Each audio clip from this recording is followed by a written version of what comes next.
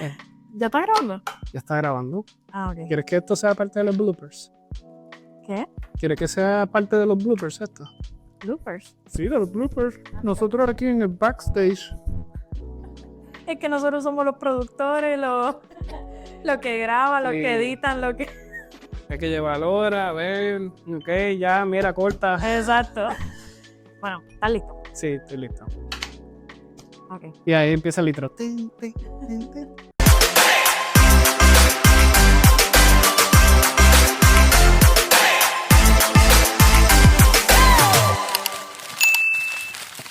Bueno, bienvenidos a otro canal de nuestro podcast. Llevábamos mucho tiempo sin hacer un video oficial, así que aunque ya subimos uno del primero de este año, no era en un formato normal, como les había dicho en las redes sociales. Este video fue un video que tuve que hacer para la institución, lo cual tuvimos que hacerlo un poquito más rápido porque tenemos que cumplir con un tiempo determinado que ya se los había mencionado anteriormente.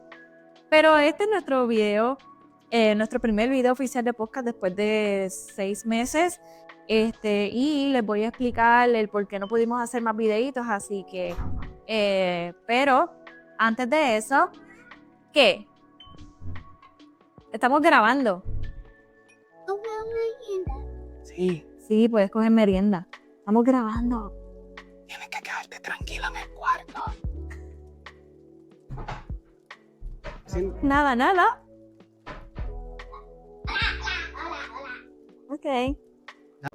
Ajá, programación regular. Pues una de las cosas que nos pasó es que pues buscar gente que esté dispuesto a estar en las entrevistas pues no es muy sencillo, que digamos.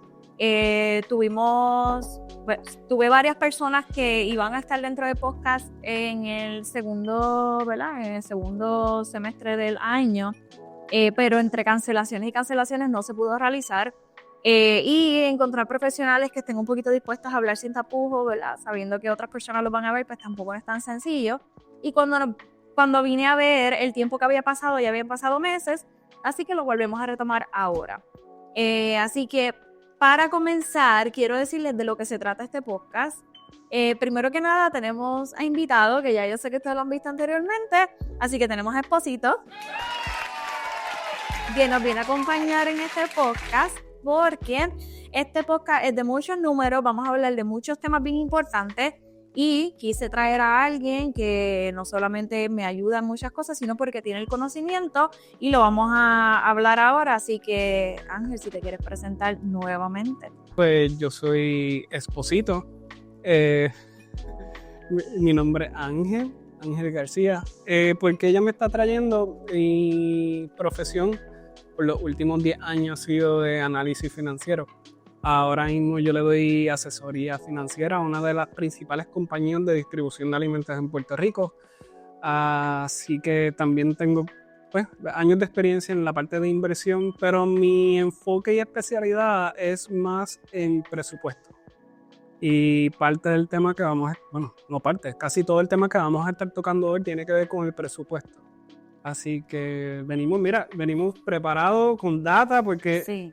lo necesito tangible, verlo, leerlo. Ustedes lo van a ver también en pantalla, todos los datos que recopilamos acerca de lo que se va a estar hablando hoy. Y bien importante, si nos ven mirando hacia abajo, nos tardamos mucho en recopilar la información. Estuvimos más de un mes, 2 meses, recopilando esta información para poder traerles a ustedes de manera cuantitativa los porcentajes. Así que tenemos mucho contenido.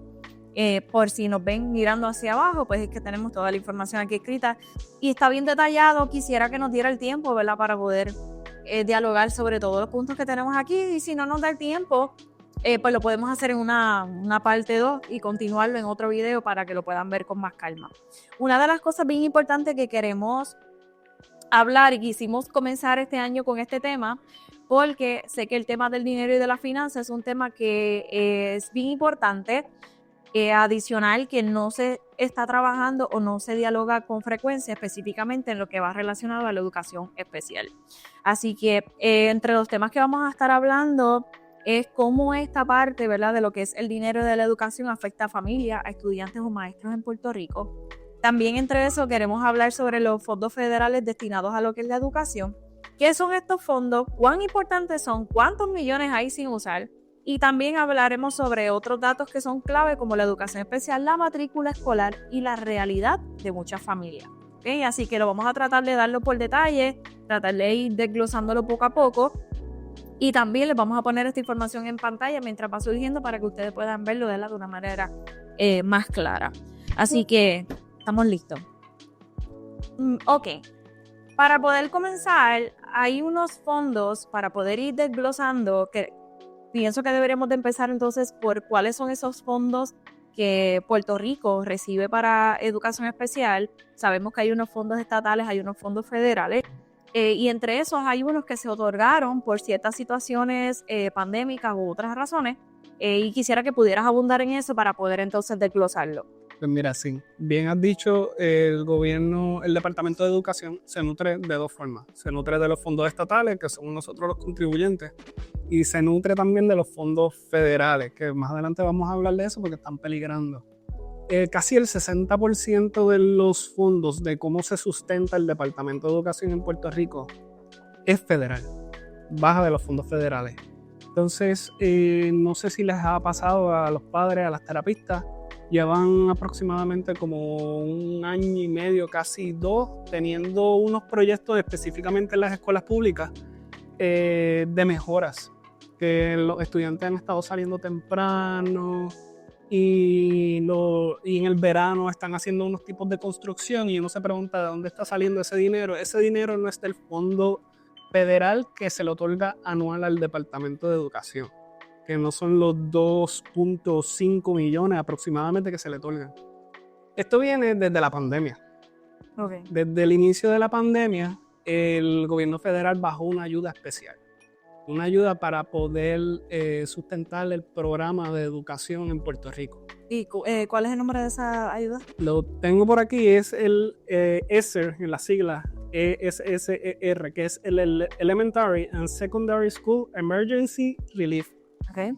Esta ayuda era de prácticamente el doble de los fondos federales que otorga el gobierno de Puerto Rico. Estamos hablando de 4.6 billones de dólares, no millones con M, con B de bueno, billones de dólares para que el sistema educativo volviera a operar de forma regular y con normalidad después de la pandemia, para que pudieran entonces hacer mejoras en los planteles, que es lo que se estaba viendo en algunos planteles. La infraestructura como tal. Sí, pero no solamente era eso, estamos hablando que duplica un presupuesto de 1 año. O sea, esto es una ayuda especial aparte. Era para que mejoraran no solamente los planteles, sino también todo lo que son los equipos. Y de ahí, que eso no se menciona, en el 2022, y lo vamos a ver ahorita en pantalla, en el 2022, que fue cuando empezaron a bajar todas estas ayudas, los maestros empezaron a pelear por un aumento salarial. El dinero que se le otorgó a los maestros de aumento vinieron de esa ayuda, no vino del presupuesto general del departamento. Okay. Por eso Pierluisi en ese momento estaba diciendo, les voy a subir el presupuesto, voy a ver cómo lo hago, porque hay unas ayudas por ahí. O sea, estaba marroneando con la ayuda cuando se supone que no era para aumento salarial. Pero si ese presupuesto llegase a terminar, ¿qué pasaría con el salario? Pues mira, diste en el clavo, porque se supone que el presupuesto se terminara de utilizar en el septiembre de 2024, año pasado. Okay. Hay algunas personas que ya conocen, o si no conocen lo van a saber ahora, si tú no usas los fondos federales, los tienes que devolver. Lo que no esté utilizado se tiene que devolver. ¿Qué pasa? En el caso de los maestros, si yo quiero mantener el salario de los maestros, yo tengo que hacer el ajuste, que entiendo que lo hicieron porque yo hice un análisis, lo vamos a ver. Tienes que hacer el ajuste en tu presupuesto regular anual. Okay. Yo lo saco de las ayudas especiales, pero lo compenso con el otro. Pero tengo que compensarlo a futuro, proactivo, del presupuesto de por sí que ya tengo federal. Ok. So, este fondo ESSER, ¿verdad? Por sus siglas en inglés, esto es aparte de la ayuda federal anual. Tengo entendido que esta ayuda incluye lo que es T1, lo que es almuerzo, también incluye lo que es T2 y T4, que también lo vamos a abundar un poquito más adelante, y también lo que es sobre IDEA, pero entre estatal y federal, el federal es el que más que predomina, pero esta ayuda como tal, que se estableció desde el COVID-19, entonces esa parte de todo ese dinero que se supone que está presupuestado para un montón de cosas dentro de lo que es el departamento. Correcto, se supone que... Nada de eso está contado, se supone que hay. Exactamente, se supone que todo este presupuesto de ayuda era para todas las áreas del departamento. No era solamente para unas mejoras de infraestructura que lo estuvieron haciendo. Que de hecho se tardaron más de lo normal. Tan reciente como el año pasado. Tan reciente como el año pasado, lo que se supone que se tardaron 3 meses o 6 meses, vinieron tardándose casi un año escolar. Año escolar donde los niños estuvieron saliendo al mediodía, perdiendo clases, perdiendo educación, los padres teniendo que hacer arreglos en sus trabajos, que eso es otro detalle, ¿verdad? Que hay que... Disculpe. Otro detalle que hay que dialogar, o sea, que es bien importante que se dialogue, porque detrás de esa estructura, aunque es algo bonito de arreglar el plantel, hay muchas áreas que no se trabajaron como quieran, que ese presupuesto se da a entender que no dio, y adicional toda la educación que se perdió. Correcto. Para poder cumplir con un presupuesto que en realidad no se llegó a gastar. Ya que tú estás tocando esa fibra, se supone que el presupuesto de la pandemia, y tenemos que tocar esto porque esto está surgiendo hasta tan reciente como hace varios meses que caducaba ese presupuesto. Se supone que se distribuyera en 3 fases ese dinero. Cuando tú vas a construirlo, hacer unas mejoras a un departamento, o cuando vas a construir una casa, se supone que van desembolsando el dinero por fases. En la primera fase se supone que el departamento de educación utilizará $1 billón, 1.3 billones de dólares, de los cuales 23 millones no se utilizaron en la primera fase y se perdieron. Sin contar que la segunda fase se supone que utilizaran en ese momento 2.9 billones de dólares, y a la fecha en que se había escrito la última noticia, la más reciente, que fue en mayo 2023, solamente el 20% se había utilizado. ¿Desde cuando nosotros no salimos de la pandemia ya? En esa fecha. Ellos habían dicho que iban a estar utilizando este presupuesto. Ya la primera fase tú incumpliste, tuviste que devolver 20 millones de dólares. Y todavía se supone que la tercera fase culminaba a septiembre del año pasado. Tú me preguntas hoy, Ángel, ¿y sabemos si pudieron culminar? Pues mira, no lo sé, porque el presupuesto del departamento, los gastos que ellos llevan a cabo, no los actualizan al momento. Yo estoy hoy 2025, pero ellos están reportando en su página los gastos del 2023. Que prácticamente todavía trazándose del cuatrenio pasado, ¿verdad? Hablando en términos de gobierno. Eso significa que para poder sacar la data que tuvimos hoy, se tuvo que investigar sobre años pasados. Que incluso me habían mencionado que cuando fuiste a hacer todo este análisis está diseñado o mostrado al público, o sea, es un dato público, que por eso es que se pudo sacar toda esta data, pero en la forma en la que está realizada esta data no está hecha para un ojo visible, o sea, alguien como yo que no trabaja en el área de finanzas, que no tengo el conocimiento como lo tienes tú, pues no pudiese entender la información tan bien o tan clara. Es como que está ahí, ya cumplí con dártela, pero solamente el que sabe realmente de finanzas es el único que la puede leer, y por eso fue que nos tardamos bastante en recopilar la información. Ustedes van a ver en pantalla cómo es que se muestra al público las transacciones y el presupuesto del departamento.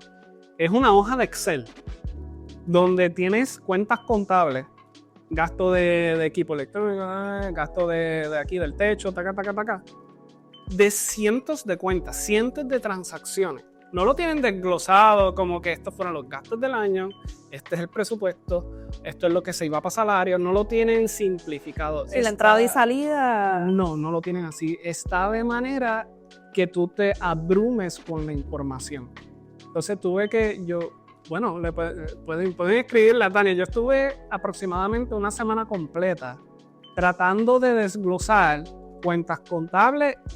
Esto es una partida para el salario de los maestros, porque hay 17 partidas diferentes. Esto es de las computadoras. Esto es de la transportación de las escuelas. O sea, y tuve una semana para tratar de montarlo. Y también van a ver en pantalla cómo es que de una hoja de Excel abrumadora pasó entonces a ser una hoja de presupuesto con sus gastos realizado por este servidor. Y van a ver entonces cómo están las partidas de manera visible y que usted lo puede entender. ¿Crees que esas cuentas, en la forma en la que están diseñadas, entiendes que es porque no hay una organización en la forma en la que se plasma la información, o pudiese ser de una manera intencional para que no pudiéramos tal vez juzgar rápidamente cómo se está realizando ese manejo de dinero? Bueno, normalmente yo que por lo menos he hecho ya análisis de otras áreas del presupuesto de Puerto Rico para propósitos de clases económicas y eso, nunca es fácil entenderlo. Yo lo entiendo, porque yo llevo más de 10 años estudiando esto. Y con todo y eso, se me hizo bastante complicado tratar de desglosarlo. Una persona que no está acostumbrada a manejar finanzas, o incluso se le puede hacer hasta difícil sus propias finanzas personales, no lo entiende. Así que la manera en que se está presentando, que eso se le llama la sábana de presupuesto de Puerto Rico, la forma en que se presenta no está hecho para... No está hecho para sí, como uno dice. Está hecho para cumplir, no para que lo puedas entender. Ok.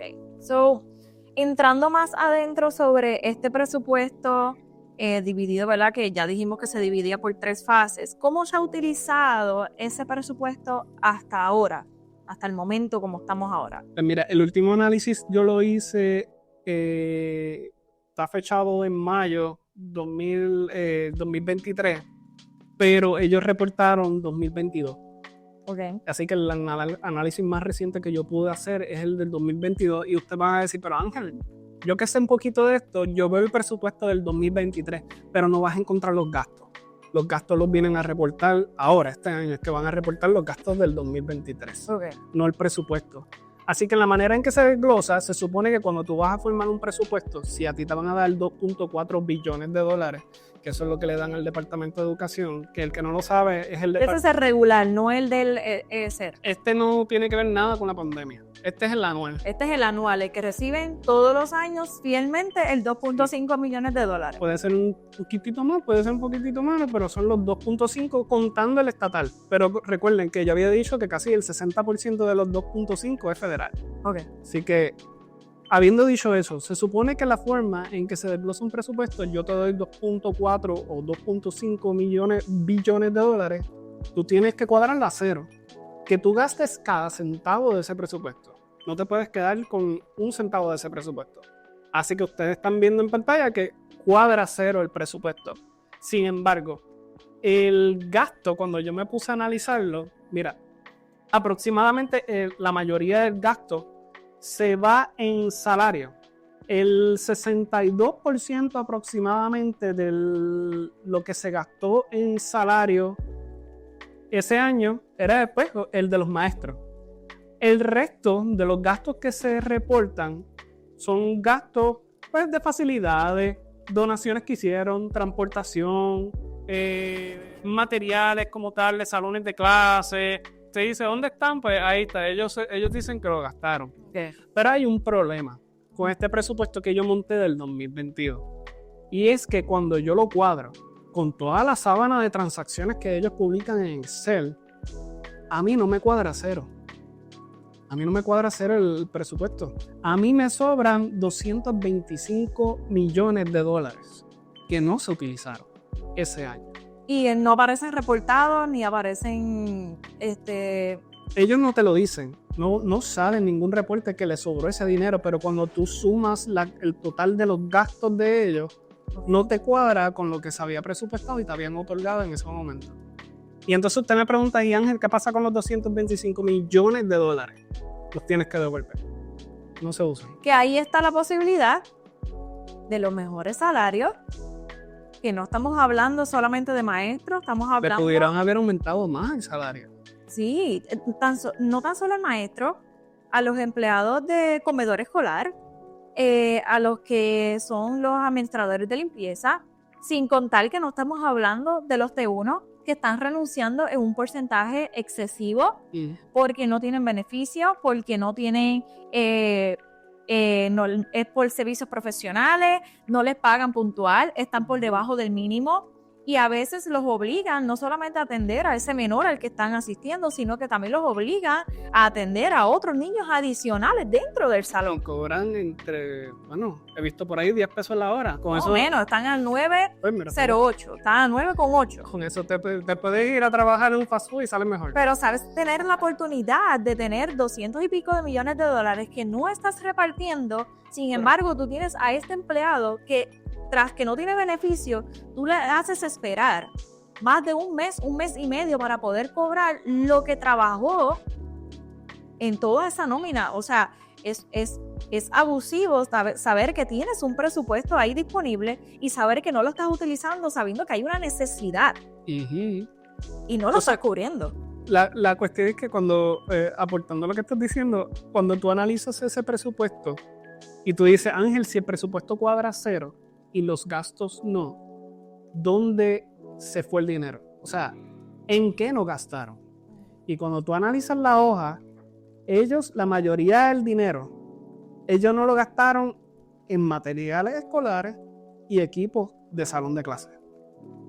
Los equipos que están faltando en las escuelas, que no tienen la tecnología necesaria, que están obsoletos ya, muchos de ellos, todo el dinero, de los 225 millones, va a haber en transacciones que hubo un aumento en salario, que eso fue parte de lo de la pandemia, que lo transfirieron al presupuesto general que estábamos hablando. Pero, sin embargo, usted va a ver que hay 300 millones de dólares que no se utilizaron para poder equipar los salones de clase y ya estamos hablando también de salones como que hacen falta para educación especial, las T1, los materiales que hacen falta para esta población. Así que gran parte del dinero que tuvieron que devolver era para poder darle una mejor herramienta no solamente a los maestros, sino a los estudiantes del salón de clase. Y eso que no estamos contando, que aquí no añadimos el presupuesto que ellos habían colocado sobre los aires acondicionados, que dijeron que iban a comprar los abanicos porque no les daba para aires acondicionados, y cuando nosotros calculamos la consola de aire más, ¿verdad? Por exagerar, no llegaba al presupuesto que ellos estaban diciendo que se gastaba o que se gastaría si le ponían a todas las escuelas aire. Y nosotros exageramos números poniendo que cada escuela tenía 40 salones, que eso no es cierto, y poniendo que cada salón pues iba a tener un aire, y no llegaba el presupuesto que se hizo. Y ahí estaba parte de ese presupuesto que pudiste haber tú utilizado, ya que las temperaturas están más altas, ya que los salones están más llenos, por lo que están más aglomerados, hay más respiración caliente, ¿verdad? Cuando respiran esos sudores, y tú los obligas a tener abaniquitos porque no hay presupuesto para un aire acondicionado. Esa es la cuestión, que la excusa que estaba dando el secretario de Educación era porque él simplemente no tenía la infraestructura eléctrica dentro de los planteles escolares para poder sustentar lo que va a pedirte el aire acondicionado. Pero sin embargo, cuando tú vienes a ver este presupuesto que yo les estoy presentando a ustedes nada más, es el de las escuelas públicas. No estoy hablando de otras áreas del Departamento de Educación, porque si llegamos a abundar acerca de eso, pero si nos enfocamos en escuelas públicas, tú tienes suficiente dinero para darle una mejoría a la corriente eléctrica, a estas infraestructuras. O sea, tal vez no tienes el dinero para instalar el aire ahora, pero tienes el dinero para ir por lo menos dándole la mejoría para que en los próximos presupuestos de años más adelante tú puedas entonces ponerle un aire acondicionado. Completamente de acuerdo. Así que el 62.7% de ese presupuesto, que sería entonces, por darle un número más específico, 1.536.850. Si me dices si lo dije mal. No lo dijiste bien. Se destina a salarios y costos relacionados versus que un 7.7 va a instalaciones y servicios públicos. Que ahí sería los 188.924 mil. Así que solamente quedan 98 millones disponibles para administración después de cubrir todos los gastos fijos. Así que eso también obliga el hecho de que no haya ese aumento de salario habiendo estado disponible, que muchos de ellos tengan que buscar un segundo salario, un segundo trabajo, para poder sustentar lo que no pueden recibir a través de su trabajo principal. Una de las cosas más tristes que vivimos, si no me equivoco, en el 2023 fue la muerte de ese maestro que tenía 3 trabajos. Sí. De madrugada. De madrugada se quedó dormido, tuvo un accidente porque no le cubría y de ahí fue que empezó la huelga para que entonces subieran el salario y lo consiguieron tras ese accidente. O sea que vemos la necesidad, tienes la oportunidad y sin embargo no se está cumpliendo. Así que, habiendo mencionado todo esto del presupuesto, sabemos que hay una cantidad, como bien has mencionado y ya hemos mencionado varias veces, se tiene que devolver si no se utiliza. ¿Crees que puede haber una repercusión de esos fondos federales de Estados Unidos hacia nosotros? O sea, ellos pueden decir, pues, si Puerto Rico no está utilizando estos fondos y no están haciendo lo que se supone que haga con estos fondos, ¿qué pudiese pasar con esos fondos federales? Buena pregunta. Si el gobierno federal empieza a identificar que los fondos no se están utilizando, por ejemplo, yo le presto a Tania todos los años $5,000. Ese es el presupuesto que tú tienes para gastar. Ahora bien, si yo veo que tú me empiezas a regresar $1,000, ¿qué va a pensar el gobierno? En este caso, Ángel va a decir, pues ya ella no necesita que yo le siga prestando $5,000, te voy a prestar $4,000. Y el fondo de ayuda que se le da a Puerto Rico federal, en vez de ser de $2.5 billones o 1.9, va a empezar a bajar y a mermar. Eso sin contar que hay una noticia por ahí corriendo que ahora Trump quiere quitar todas las ayudas económicas federales al Departamento de Educación de Estados Unidos, lo va a dejar sin fondo. Eso nos incluye a nosotros. Nos incluye a nosotros. O sea, que nosotros nos nutrimos en su mayoría ahí y es el ay bendito, no sé qué va a pasar. Eso nos incluye compras de servicio. Correcto. Que vamos a hablar de eso más adelante, de la matrícula escolar, pero las compras de servicio son costosas y muchos padres se han visto obligados a hacer ese cambio de estructura pública para la estructura de compras de servicios y colegios privados. Correcto, y sí. esto sale de estos fondos federales. Así que muchos de los niños que están en escuelas especializadas se van a ver afectados en esto, sin contar otros servicios que también vamos a mencionar de una manera más específica, que se van a perder, más otros servicios como terapias y otras ayudas que serían beneficiosas y ya no las tendríamos. Y cuando tú vienes a ver, al detener las ayudas federales, tú empiezas a abrir una brecha en donde el papá, al no tener las ayudas económicas de parte del departamento y ser muy caro estos servicios, pues ahí empieza lo que vimos, por ejemplo, del maestro, pero lo vamos a ver desde la perspectiva de un padre que necesita atender esas necesidades de buscarse un segundo trabajo para que ese segundo trabajo o ese segundo part-time pueda cubrirle por lo menos todo el salario para darlo a esa compra de servicios. Y eso es considerando que hayan 2 padres presentes. Correcto. O sea, esto sin contar si es una mamá soltera o un papá soltero que está obligado a trabajar, o este papá que no puede trabajar por la necesidad que pueda tener su hijo, más depender de estos fondos para poder darle los servicios. O sea, es un tema bastante delicado porque no solamente es conseguirse un segundo salario, es que muchos padres perderían el beneficio, lo cual los va a obligar a regresarlos a la escuela pública, habiendo ellos salido de ahí por todas las situaciones que pudieron haber enfrentado, pero tendrían la oportunidad de remedio provisional, que después podemos abundar un poquito más de eso, porque todavía hay estudiantes con remedio provisional que no se están atendiendo a esos servicios. Así que ese presupuesto local, si no se administra bien y no utilizamos bien esos fondos federales, puede afectar esos servicios. Cuando tú vienes a ver, parte de las noticias que hemos estado viendo es el cierre de escuelas. Muchas veces hablan del cierre de escuelas por la merma en matrículas, que es un hecho, pero no solamente en la merma en matrículas, sino es el hecho de que recortes dentro del presupuesto y de maestros para que te sobre más. El dilema está y la gran pregunta está, y en la cual nadie puede contestarle, es ¿por qué yo estoy cerrando escuelas públicas cuando el dinero todavía a mí me sobra? Cuando tengo la capacidad de poder cubrir esas escuelas, de cubrirlo, o incluso si las vas a cerrar, está bien, ciérralas, pero ese dinero sigue estando ahí, ahora te sobra más. No tan solo eso, pudieses utilizarlo tal vez en las escuelas que están abiertas, Uh-huh. pues llévate esos empleados y duplícalos en la escuela porque los maestros no dan abasto, los asistentes no dan abasto, no tienen asistentes, no cubren con un montón de servicios porque un solo maestro tiene que cumplir con el trabajo que tal vez 2 o 3 maestros pudiesen hacer porque los llenan de 20, 25, 30 estudiantes en un solo salón. Estamos hablando si es corriente regular. Ahí hay otra cara de la moneda y es que en los últimos 30 años ha bajado 41% la matrícula de los estudiantes en las escuelas públicas de este país. Y uno dice, hay 2 factores aquí. Uno es... Hay varios. Bueno, hay varios, pero yo creo que hay 2 principales y tú me corriges. Uno es, obviamente, lo que estabas mencionando ahorita, muchos padres están optando por sacarlos de escuela pública y llevarlos a la privada. Otra es la natalidad. Los nacimientos son menos en este país. Ahora hoy día se piensa 2 veces para por lo menos tener aunque sea un hijo. Y es por el costo de vida. Y no tan solo eso, el sistema de educación y la forma en la que está diseñado el currículo, sabemos que en muchas formas es obsoleto.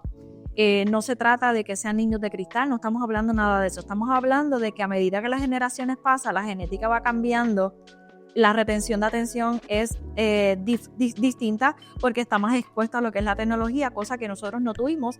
Tal vez si lo hubiéramos tenido, el caso hubiera sido distinto. Pero ¿qué pasa?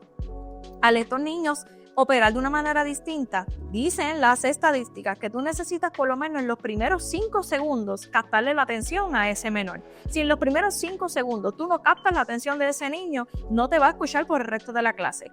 Y a veces ese maestro, por el currículo, que no necesariamente es culpa del maestro, es del sistema de currículo diseñado que obliga a ese maestro a cumplir con un material en un tiempo determinado y lo obliga a mantener a ese maestro estático en la misma actividad por 50 minutos que no necesariamente le va a funcionar a ese menor porque ya no te está prestando atención. Así que ese sistema obliga a los padres a homeschooling, a las famosas compras de servicios o a colegios privados que puedan hacer los ajustes y los acomodos de acuerdo a las necesidades que ese menor pueda estar presentando. Que incluso lo que es el presupuesto T2 y T4 cubre lo que es el desarrollo del maestro. No sé si entre eso están las famosas charlas que le dan todos los viernes, que no sé qué sucede con esas charlas. No sé, no se ofendan, no sé. Sí, no sé. Pero dentro de eso cubre eso, la infraestructura, y lo que la gente no sabe es que en colegios privados tú puedes solicitar estas ayudas federales y solicitar este T4 que te provee terapistas para que puedan brindar los servicios dentro del plantel escolar, por lo menos en el ámbito privado. Y esto tampoco incluso, que yo lo vine a aprender recientemente porque mi esposita me tiene investigando mucho acerca del departamento y el departamento de educación especial. Y es que aprendí que había una ayuda, yo no lo sé, tal vez muchos padres lo saben o maestros, que es para fomentar en las escuelas las clases de música. De música también. Arte, tecnología. Sí. Y sin embargo, estas son las mismas clases que de por sí tienen ayuda disponible. Y son las mismas clases que están quitando. Que están quitando en el escolar, pero en fondos federales se los pueden proveer al privado. Tenemos un salón de clase donde nos enfocamos en la inteligencia emocional de unos niños, donde solamente son los analíticos, los que pueden leer y atender a la pizarra, pero la parte creativa la estamos eliminando. Y yo soy analítico, yo no tengo problema con eso, pero mi esposita aquí es bien creativa. Ella tiene de análisis, pero ¿cuánta gente aprende más por la parte visual? Un buen arte, una buena música, que incluso... colores. Todo. Y entonces hay gente que no puede sentarse a estudiar un papel si no tiene una música puesta. Y entonces quitamos lo esencial de lo que es el currículo, estando allí las ayudas disponibles. Sí, mira, un paréntesis a eso, lo hablamos esta mañana, yo no sé si ella me está viendo, pero hola, la maestra de Tommy, si me está viendo por ahí. Algo que a mí me encanta de la maestra de Tomás, que es el chiquito, es que ella usa lenguaje de señas y ella da sus clases con lenguaje de señas. Incluso a veces ellos no entienden algo en la articulación o porque, ¿verdad?, se confunden, y cuando ella les hace el lenguaje de señas, ya ellos saben interpretar lo que ella les está diciendo. Y algo tan reciente como ahorita estábamos... Tommy nos estaba enseñando. Las vocales y todo, que si árbol, que si A, que si E, I, O, U. Y yo decía, wow, o sea, esto está brutal, algo tan sencillo como eso. Es otra comunicación adicional que se puede implementar y ella ya lo hace dentro de sus clases. Eso es una estrategia distinta que se puede implementar dentro de los salones. Lo que dijiste, arte, yo soy sumamente visual. Uh-huh. La música, colores, tú me pones manualidades y yo soy la mujer más feliz del mundo y yo aprendo más en la práctica que con el chorro de teoría. Y de hecho, para yo aprenderme esta información, tengo que leerla varias veces para hacer una, ¿cómo se le llama esto? Una imagen fotográfica, o sea, hacer una fotografía en mi cabeza para saber en qué esquina yo vi esa información. De milagro no la conviertes en una canción. Si me dejas hablar una canción. Que cuando yo tuve que estudiar una vez la tabla periódica en química, la tuve que aprender cantando. Yo nunca me la aprendí, pero pues después me tocó ver clase y me la... Es el H2O por lo que es, pero no me sé mandar. Pero eso es algo que es bien lamentable, que tú quieras más estudiantes dentro de tu matrícula escolar, que es gratuita, y que los padres tengan que hacer este tipo de sacrificio, que, by the way, esto está puesto en el video anterior que les dije que estoy como que...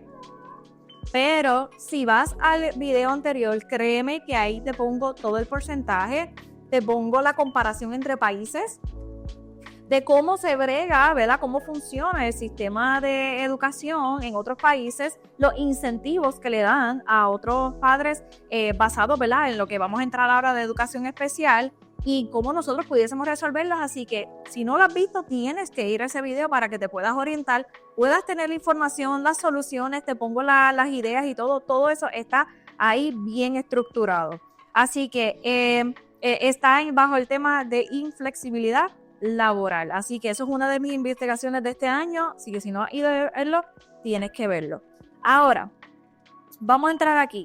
¿Cuántos estudiantes necesitan servicio de educación especial bajo la tasa reciente que se hizo? Porque yo hice un reel que está en mi Instagram, que lo pueden buscar, que si no me equivoco fue del 2022, ¿correcto? ¿O fue de 2023? Yo creo que 2023.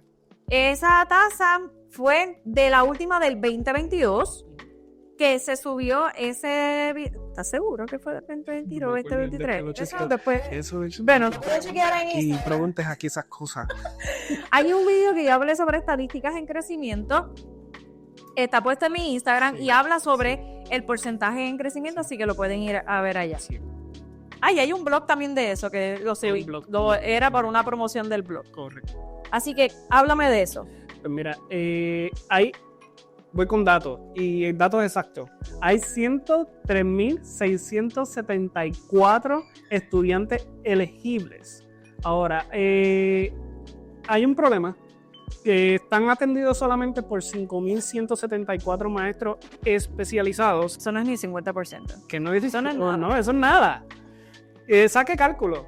Coja los 103.000 estudiantes y divídalo por los 5.000 maestros especializados, de los cuales 1.093 son transitorios.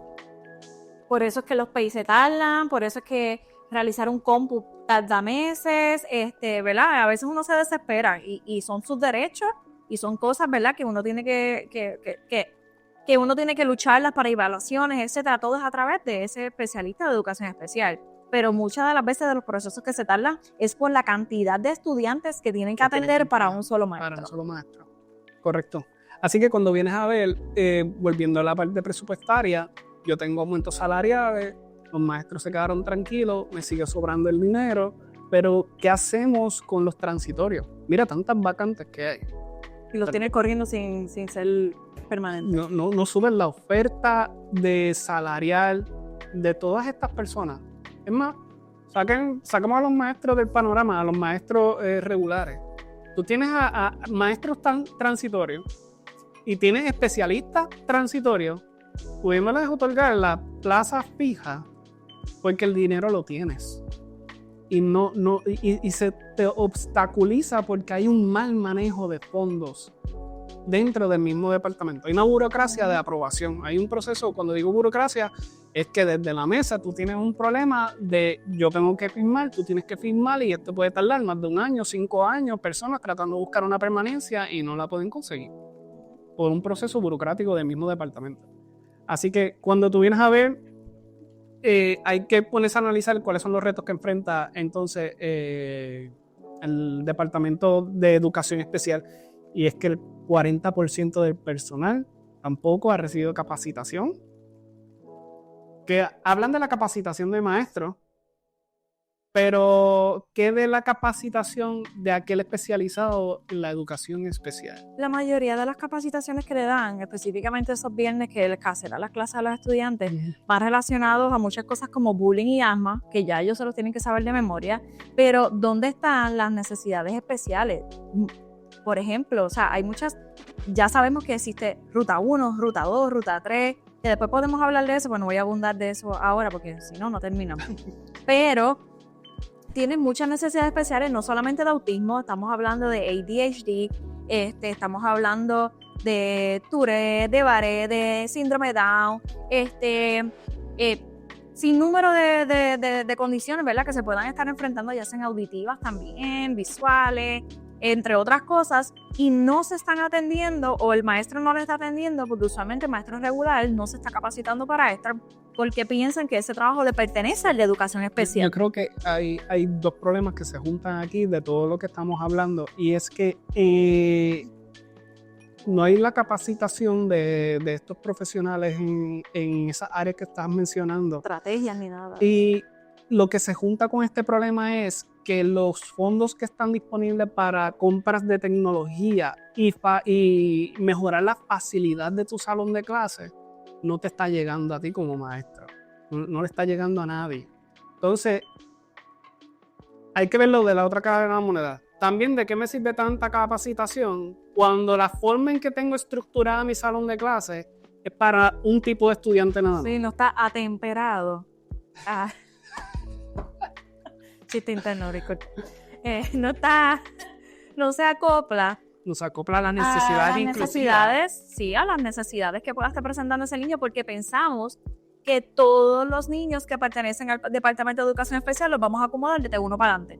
Cuando no nos damos cuenta, o deberíamos de entender y de aprender que hay niños dentro del programa regular de clases que tienen sus necesidades, pero pueden dar el empuje a nivel cognitivo dentro del salón de clases. Entonces, ese maestro de corriente regular no tiene la capacitación o la información actualizada, porque una cosa es estudiar, pero yo me tengo que mantener todo el tiempo aprendiendo sobre el tema. Entonces, si yo no aprendo sobre el tema, yo no me mantengo actualizada en la información, entonces no estoy haciendo nada. O sea, todavía pensamos que una persona con autismo tiene que ser no visual, que una persona con autismo es antisocial. Todavía pensamos que el autismo pues tiene que ser súper sensible, ¿verdad? En su área de sensorial, y eso no es cierto.